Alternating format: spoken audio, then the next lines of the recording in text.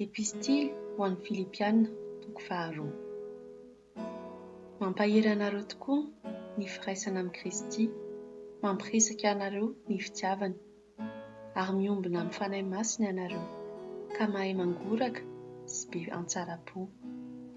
Noho izany, dia feno tanteraka ny fifaliako.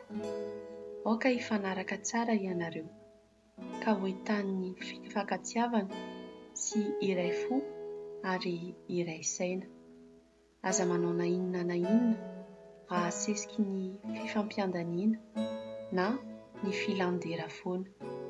Fa samy manetry tena manoloana ny namany, ary aoka samy manao ny namany ho ambony ny tena. Aza dia mihevitra ny soa ho an'ny tena ihany, fa ny ho an'ny namana koa. Aoka ho aminareo ilay toe-tsaina tao amin'ny Kristy Jesosy.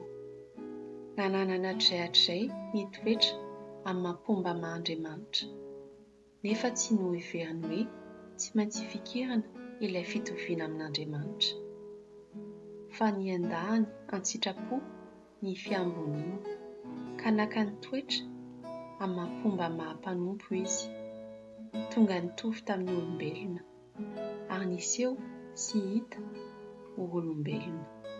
Nandritry teny izy ka nanaiky hatramin'ny fahafatesana, dia ny fahafatesana teo amin'ny hazo fijaliana. Izany no nanandratan'Andriamanitra azy ho eo amin'ny toerana faratampony sy nanomezana azy ilay anarana, izay ambony noho ny anarana rehetra. Ka ho fanajana ny anaran'i Jesosy dia mivalika avokoa izay rehetra any an-danitra, na ety an-tany na any ambany tany, ary hiaiky avokoa ny fiteny rehetra fa i Jesosy Kristy dia Tompo, ho voninahitran'Andriamanitra iray. Koa amin'izany, ry hava-malalako, efa nanaiky ahy mandrakariva ianareo, fony aho teo aminareo, fa vao maika tokony nanaiky ahy bebe kokoa ianareo ankehitriny amin'izao tsy eo ahy izao. Miasa amin'ny tahotra sy ofitra ahatomombana ny famonjena anareo, satria miasa ao anatinareo hatrany Andriamanitra ahatonga anareo hikasa sy ahatanteraka izay mifanaraka amin'ny safidipony. Amin'izay rehetra atao dia aza asiana fimonomononana sy fisalasalana, mba tsy ho manatsiny sady tsy misy fitaka ianareo, dia ho zanak'Andriamanitra tsy misy kilema eo afovoan'ny olomeloka sady maditra. Eo afovoan'ireo olona ireo dia tokony hamirapiratra toy ny kintana eny anabakabaka ianareo, ka hanolotra azy ireo ny teny manome fiainana. Raha izany no ataonareo, dia hanan-kireharehana momba anareo aho amin'ny andro iavian'i Kristy, satria iarihary fa tsy foana tsy akory ny ezaka nataoko sy ny zavatra nisasarako. Mety halatsa-drà ho sorona raraka aho, ka hampombaina ilay sorona tolotrareo an'Andriamanitra dia ny finoanareo. Raha izany tokoa dia faly aho ary mampiombona anareo rehetra amin'ny hafaliako.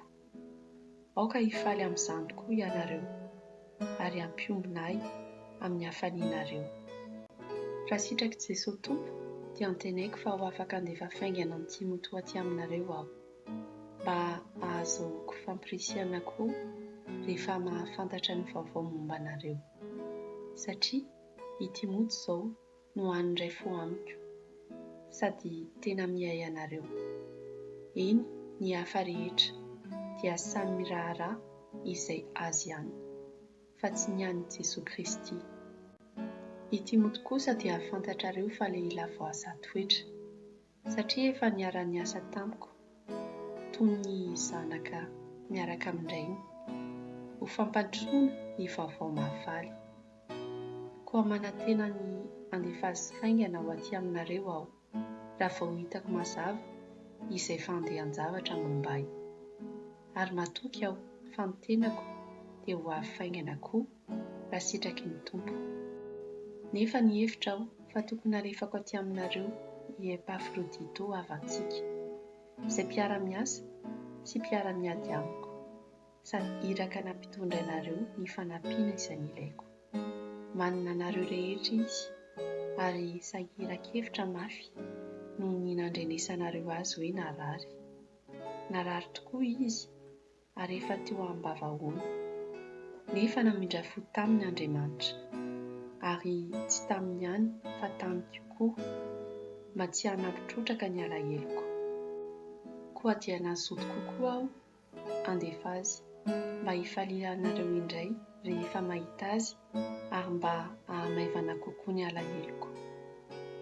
Koa raiso amin'ny kafaliana safononoka izy noho ianareo samy tafaray amin'ny tompo ary omeo haja ny olona toa azy. Fa ny asan'i Kristy no saika nahafaty azy, nanao vivy very ny aina izy hanatanteraka izay tsy azonareo natao, dia ny fitondrana ilay fanampinareo hatraty amiko.